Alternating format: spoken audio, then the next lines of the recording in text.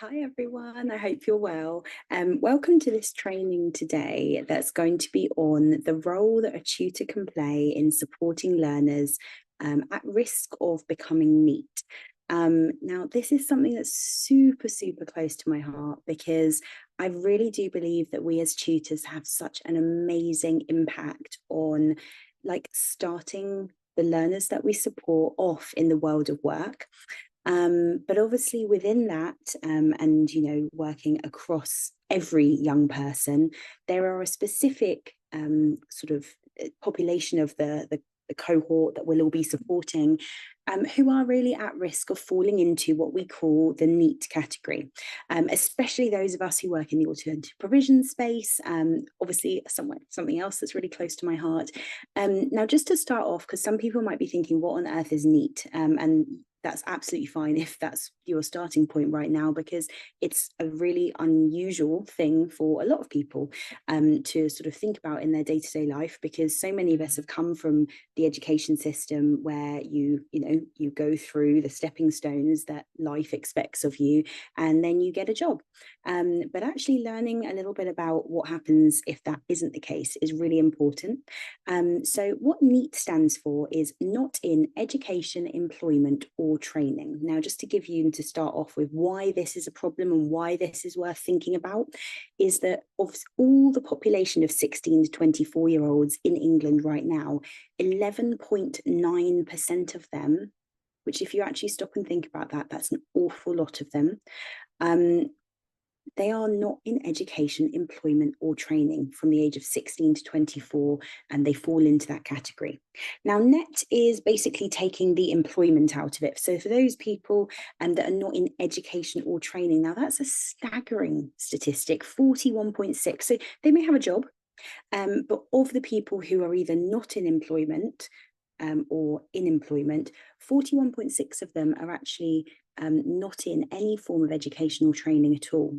Now, where I wanted to start with that is, I think that just to frame where I'm coming from with this, we prepare as tutors learners for all types. Many of you watching this will be involved at all the different points of a learner's journey. You might be an EYFS tutor, you might be an 11+ tutor, you might be a GCSE or an A-level or IB specialist, you might be more of a mentor, like a world school learning mentor. There's so many reasons that tutors can be involved in a learner's journey.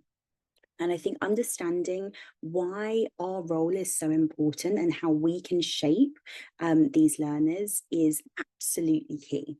So what I'm going to start off with is my ethos around where this comes from. Now, what I've tried to do today in today's training is really link it to a lot of the things that are important in my ethos around learning.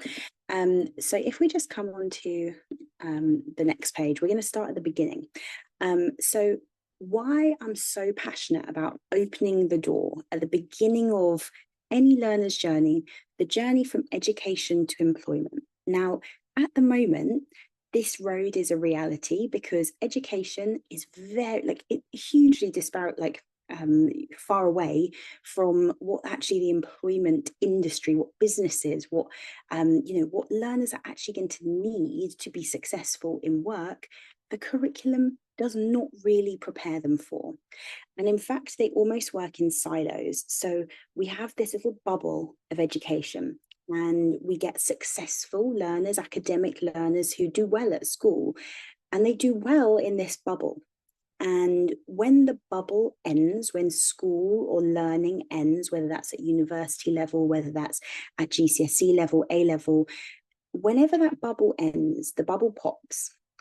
And they then realize that a lot of what they believed or what they were praised for inside the bubble does not get them any praise whatsoever outside of the bubble.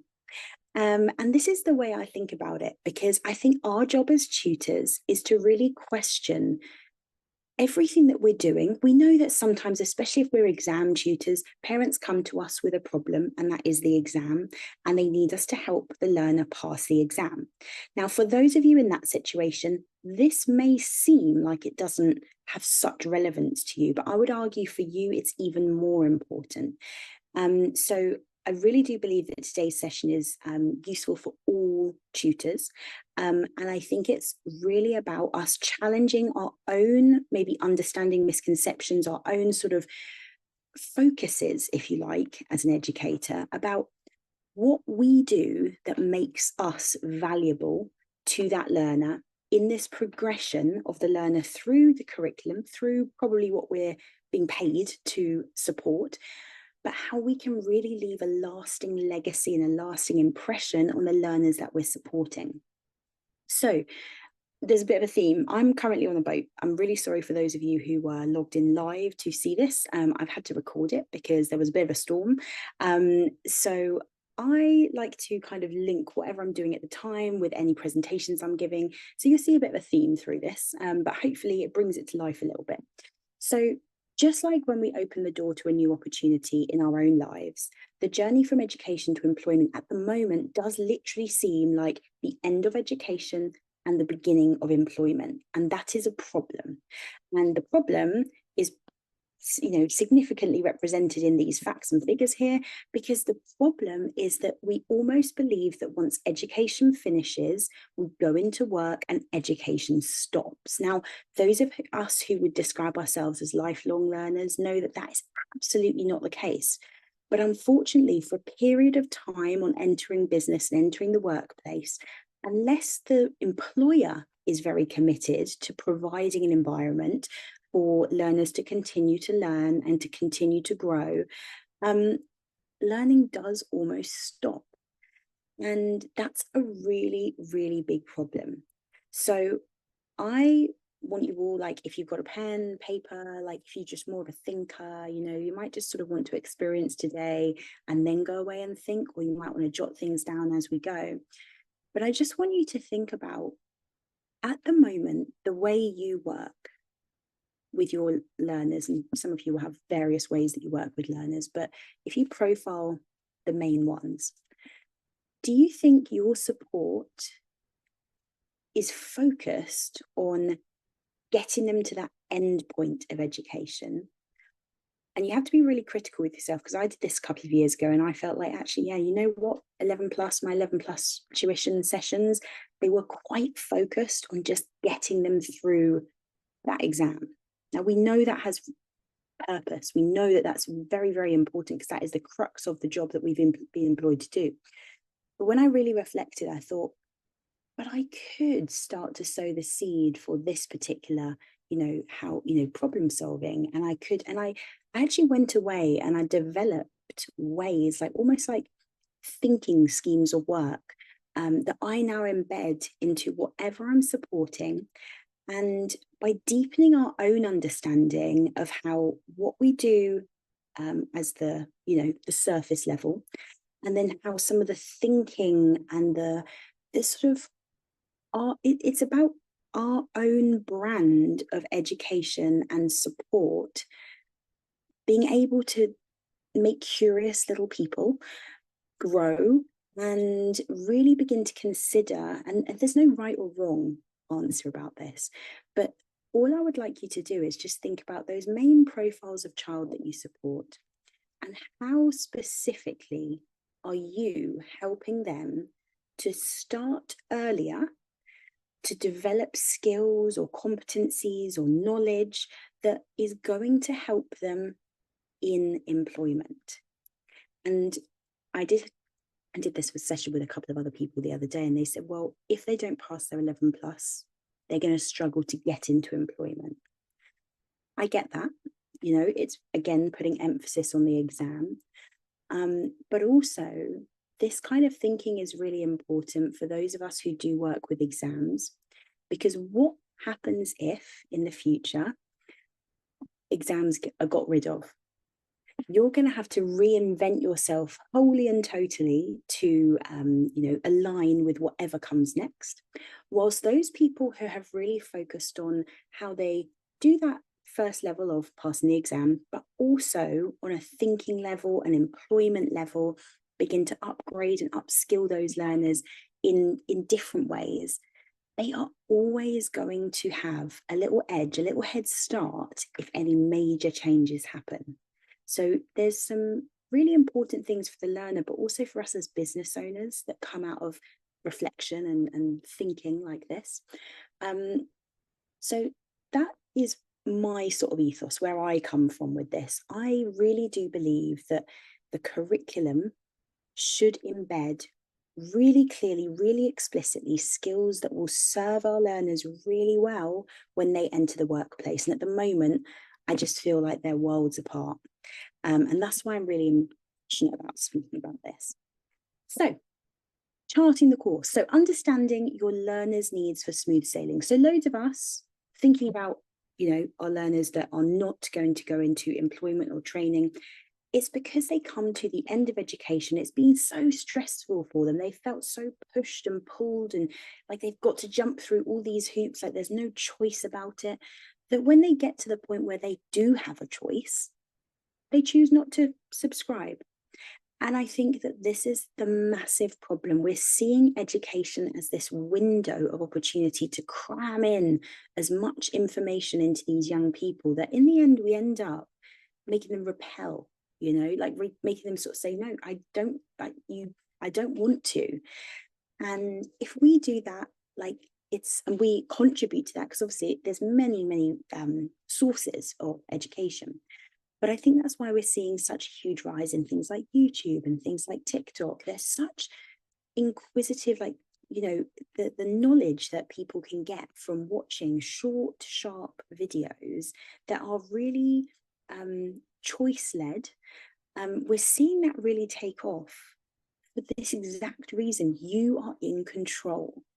And as someone who specializes in working with learners with a PDA profile on the autistic spectrum, I just think that everything that we use to inspire and enable learners with these sort of real, anxieties around being directed, I just believe it's good learning. So what we really need to understand, and this might seem strange if you're an entrance exam tutor, for example, but it's about going a little bit deeper, asking a few deeper questions. So really think about when you first take on a new client. Do you know what the parents want? The culture that they come from. Do you know what their aspirations are for the young person that you're going to work with? And lots of you be nodding at that. That's great. It's a very common question to ask about the parents. But I think also asking the question of the parents, what do you think the young person wants? Do you think the young person is on board with what you're hoping for as well? Because as early as we can, if we can identify any gaps or any differences in motivations, let's say, it really is so important to address those as early as possible, because it can take a while to sort of merge the courses of two different ships going in two different directions together. So really asking those little bit tricky questions, first of all, especially with the older learners where they are very, very in touch with what they want and what they want to do. That can really be helpful as a tutor, because you can start to, it's not easy, but start to begin to work out how we can merge those two courses, because often that can be a really, really difficult way, on that course to employment when there's differing opinions, let's say. So it's really about thinking how we can elicit the information, even talking about grandparents, are the grandparents in agreement with what the parents want, and is the parents in agreement with what the child wants, and all these things. It can help you give an overarching sort of map, if you like, of any possible challenges for this young person as they enter the workplace or the road into work, and they start to look about things that they're interested in. The earlier we know these things, the better. And also knowing that it's not a finished discussion. It's like a working document, if you like. So you might talk to someone at 14 and they think that this is what they want to do, but explain to them that that can change. The course you take can change at any point in your life. And I really do think that using role models as a tutor, using different stories of different people that have done different things can be really useful. So even if you're like, a science tutor or an English tutor, you can work out little ways that maybe these stories of famous people who have done things a little bit unconventional, maybe, or the route hasn't just been the regular route.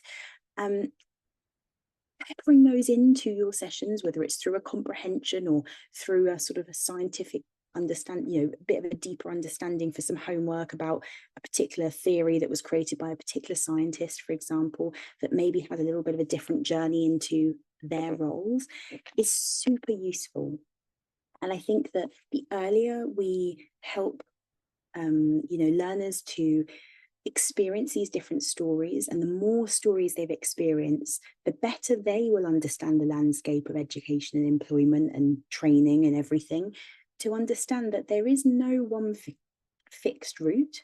There's some quick routes or some, let's say, normal routes that the system thinks are the regular route into education, but we're really going to see that change over the next few years. So positively sharing stories is a really great idea. So aligning your curriculum with current trends in employment. So one thing that I really, really recommend as educators is how we incorporate things that are appropriate in the news into our sessions. Because, and especially with a thought on business in terms of, understanding what that child's interested in as a potential career in the future. And then just looking out, you can set up alerts on news channels. Apple News is great because it brings in everything, but there's Google News, all of these different ones now. Find your news channel, set up your alerts, maybe per student. It's something that I do really well.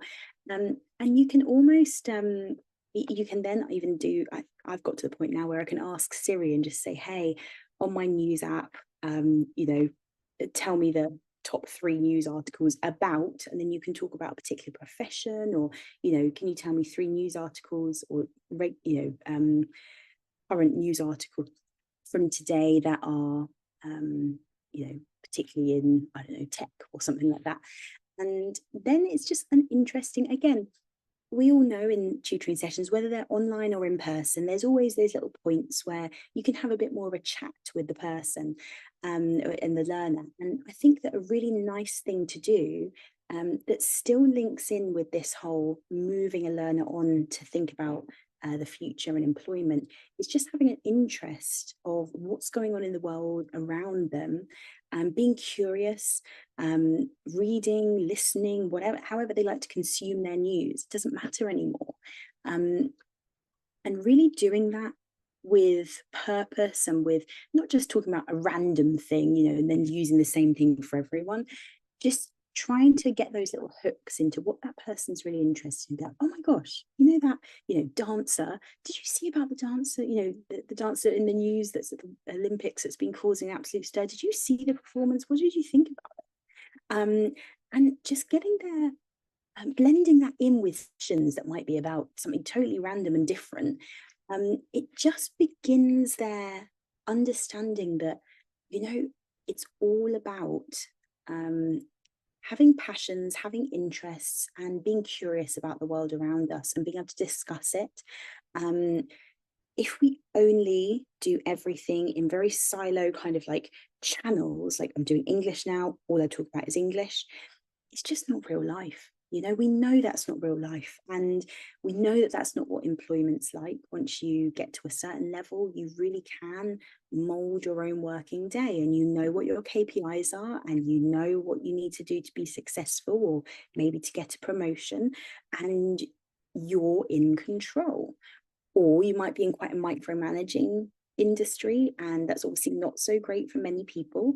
And you need to learn how to deal with those challenges, and learning just about things in one simple straight line is just not how things are going to happen in real life. So we're setting our learners up to fail by expecting them to learn in that way and then just go into the world and be successful.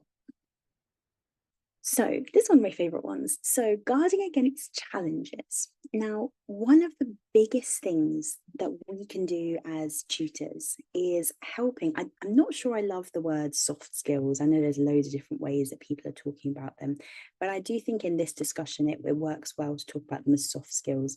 Then let's say the non-academic skills, the business, let's say I can't even think of the word, but the things that are going to protect this person and their identity if they find themselves in challenging situations in the workplace. We see a lot of people who are not resilient. We see a lot of people who go into the workplace expecting to be best friends with everyone. And when that doesn't quite materialize, they give up and they look for a new job.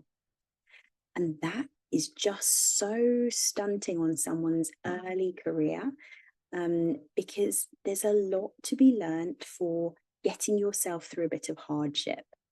And I think that as tutors, we all know about learned helplessness. We all know that if we're delivering on a one-to-one basis, we have to be very aware of that. We have to give learners the opportunity to struggle.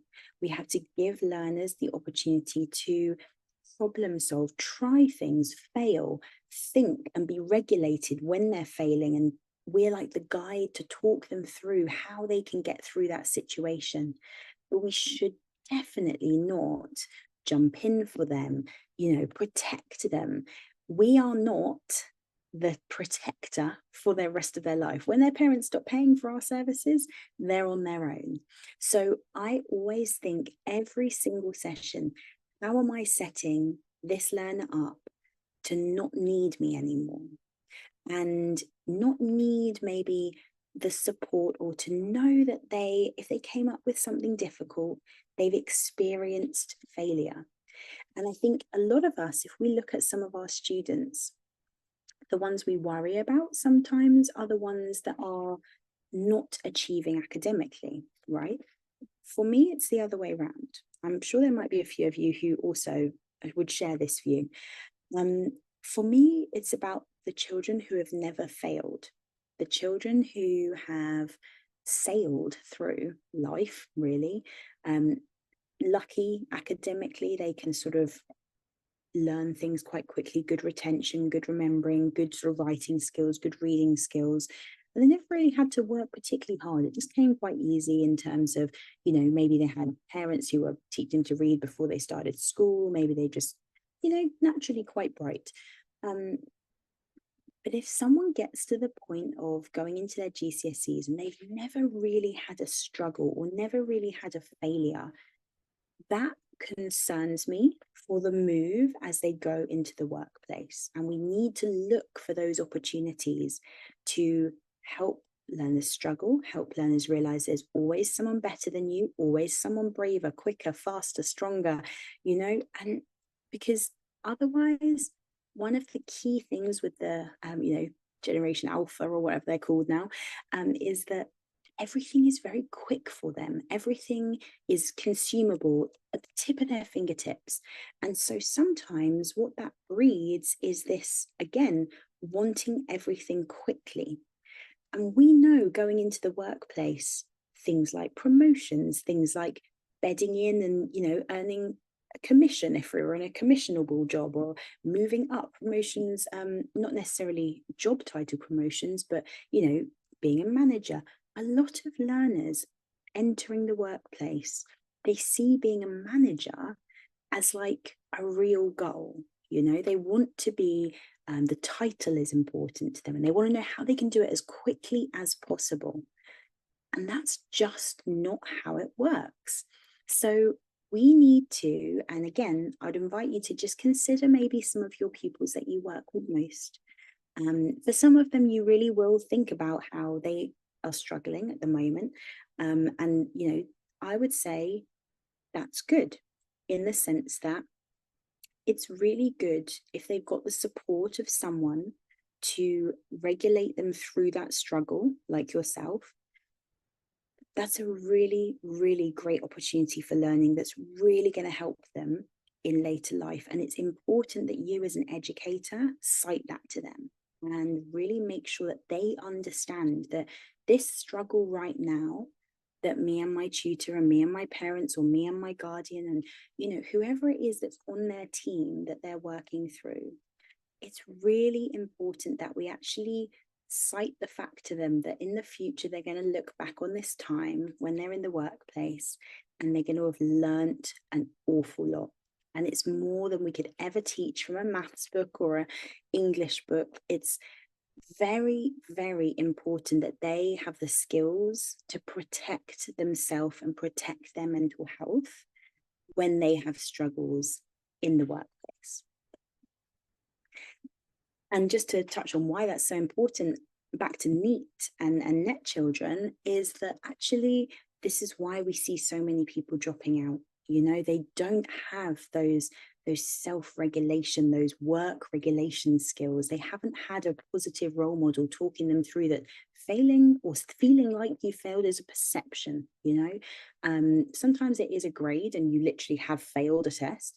But again, what is it? Like, that's not something that for the rest of your life you can't put right or change or do something different about. It's just a snapshot in time. And it's very important that as educators, we keep this in our minds so we can position education and academic success in the right way that's going to set someone up for success rather than, oh yeah, you absolutely need to be aiming for 80% all the time. That's really important. You know, it is important for the test. But actually, if you ever fail, I know what's going to happen. We're going to come back, we're going to review, we're going to reflect, we're going to look at what went wrong, we're going to practice, we're going to put in an action plan, we're going to work on the difficulties, we're going to make them a strength, and then we're going to try again. And if we can't try again, for example, like say if it's a test that we really like, we just doesn't have another entry point, we find another way. We do something different.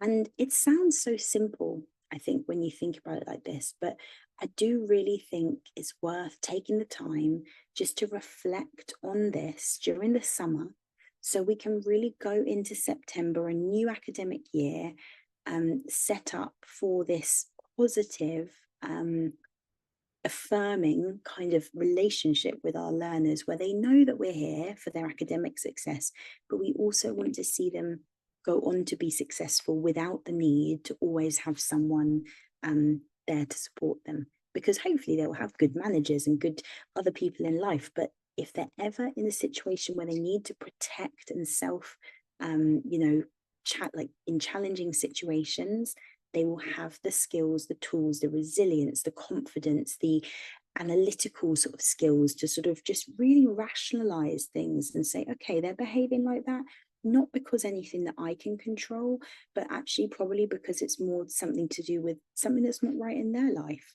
And these kind of skills you just don't get from the curriculum. And that I really do think, leading into this slide, to me, we're like a lighthouse. You know, we are the person who's just steering them in the right direction. And that is all we should be doing. That is a good tutor in my eyes. It's about signposting, and it's about talking, you know, as we said, like early stories about things they're interested in, and talking about careers, sharing different stories, pointing them in the right direction of different stories, because we're not the ones who are meant to give them all of this information ourselves. We're not the information giver. We should never consider ourselves an information giver. We're all about the navigation and direction of you know, a learner seeing themselves as having control over everything they do. Outside factors might change, outside factors might cause pressure, might cause stress, but it doesn't change who they are, and they have a toolkit to deal with those situations and come out an even better person who's learned some more lessons during those times of pressure and stress. And that, to me, is the fundamental unifying like thread through all of our journeys as tutors and educators, in making sure that we start to see the NEET percentage in the UK reduce. So what can we do to be champions to help our learners anchor themselves into the career that they want to go into? Now, again, it's not about us having all the answers, but through our connections, through our tutor connections, through our parent connections, through our own family connections, friends, even just looking on social media and things like that.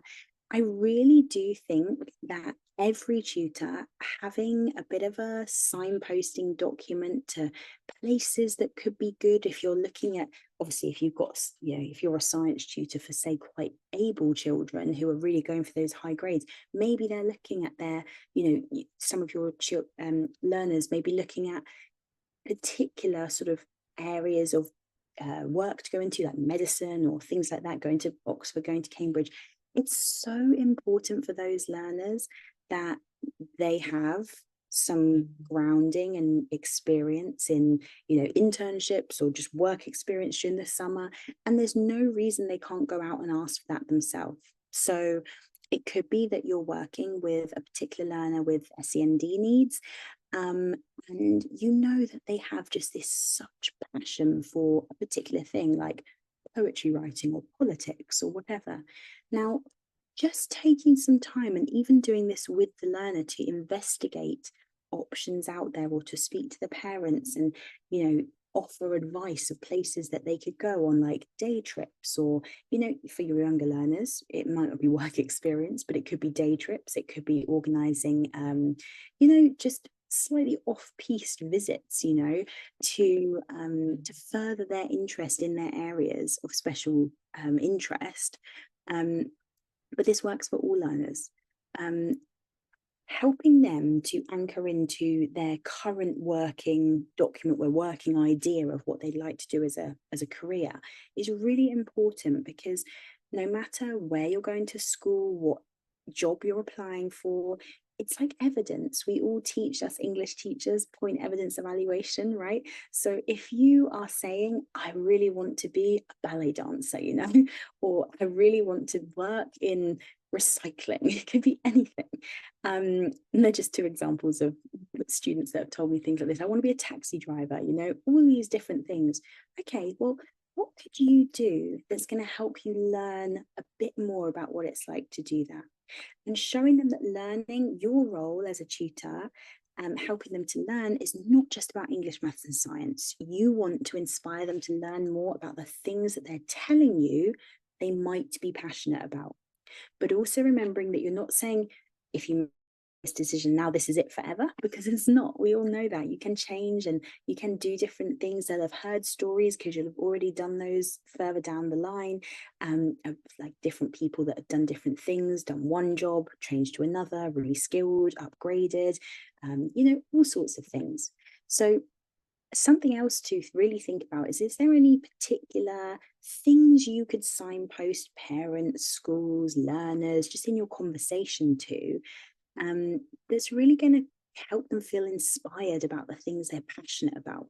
Because that's the joy of the workplace, is you can choose. And if you are passionate about something, can do that every single day of your life. Like, what's not to love about that, in comparison to education, where you often feel that you're being told that you've got to do X, Y, Z. But the best thing is that if you go into the right workplace, they will then look for educational opportunities for you to grow, for you to thrive in that space. And that's a space that you've chosen to be. And I think that that is the beauty and why we can really inspire so many learners to want to get into the workplace, to improve their curiosity for learning, to improve their want to do things like the academic skills, like functional skills, maths and English, for example. If they haven't managed to achieve those GCSEs, we can show why it's so important, because it's all linked to things they're passionate about. So then, as a tutor, we are always continuously looking for feedback from our learners, and teaching learners to continuously look for feedback from other people. That's so important in the workplace, right? It's not just about yourself. And again, this is another thing that I think the curriculum doesn't put enough emphasis with exams on what other people are doing and how you're supporting other people. And I think that there's such a, especially some of our SEN learners, our middle learners who often get forgotten in the middle. They're not the high achievers. They're not the ones that need support. So many of them are so kind, so giving, so supportive. And our curriculum currently just does not really place emphasis on that at all.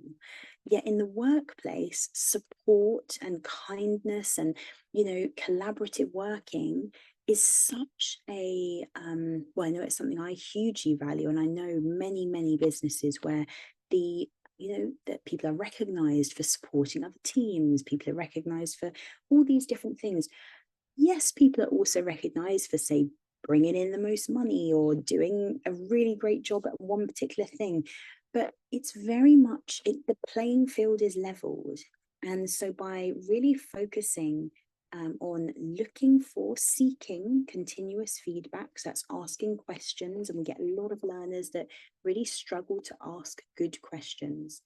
And I think that, again, as tutors, we're very privileged to be able to have time to converse in a much more detailed and focused way with our learners. And I really love to think about how we can inspire this searching for feedback to come into our lessons. So that could be me asking the student, actually, I wondered, out of the last 3 sessions, which of you found the most effective? I've really tried to make a couple of them, quite pedagogically different. I just wondered what you felt had worked for you. You don't have to answer now. You can have a bit of a think about it and come back to me, but I'd really value your feedback. Things like that. Or with younger pupils, it could be like, I've really tried to make the last 3 sessions really different. Have you been able to tell? And then they're like, yes, no. Like, oh, okay. So what I was wondering is which one you found most fun. Which one you found most, and you can be a bit more leading in those questions just to help them think a little bit more. And then you can say, do you have any suggestions for what you'd like me to include in the next few sessions? So they know that you're constantly evaluating, adapting what you're doing, and they have a say in it. That's the most important thing, because how many of us have actually really sort of got the learners involved in creating that next session? Sometimes we do that. We use a session to plan at the end of the session what we're going to do next session, which is quick.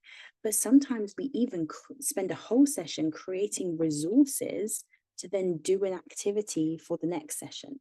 And sometimes involving the learners in that process of creating the resources for the learning that's going to happen, it takes them even deeper.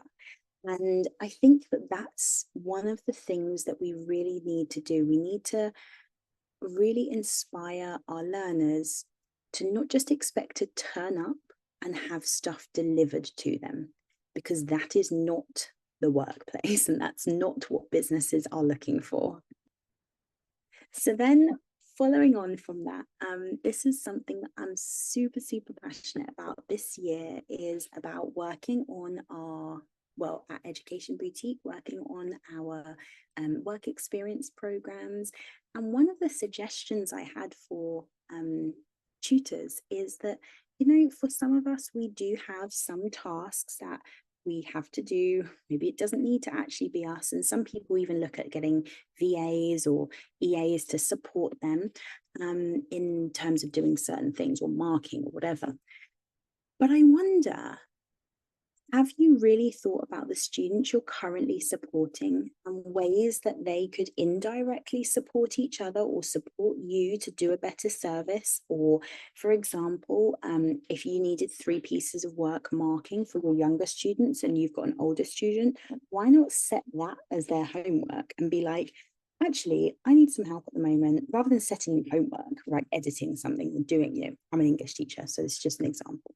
But I've had my older students mark the work of the 3 younger students.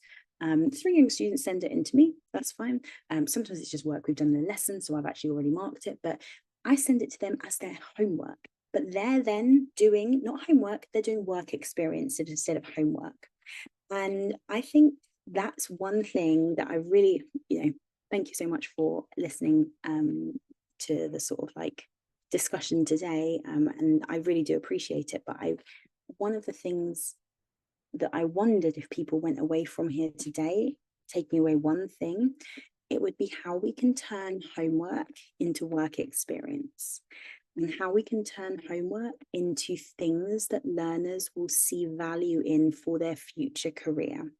Because, yes, there's value in doing papers if you are just trying to pass an exam. But I also wonder how you could look at particular skills that that learner needed to improve and build them into some form of like work experience program that they're doing to support you in your business. And I wonder how you'd find that that changed the relationship with that learner as well, especially if they are a little bit more challenging or less willing, let's say, because it's something that I've done that's really, really worked so well over the last 3 years, and it's helped me be more productive as well. So I feel like everyone wins. So that is the end of today's sort of talk. I really do apologize I wasn't able to deliver it live, but hopefully the recording is helpful to people, especially as some of you will be watching this on recording as well. I can be emailed at info@educationboutique.co.uk. I'm really happy to chat to anyone if you have any further questions, suggestions, or anything that sort of springs to mind after watching this. But yeah, I hope you all have a really lovely day, and I'll speak to you soon.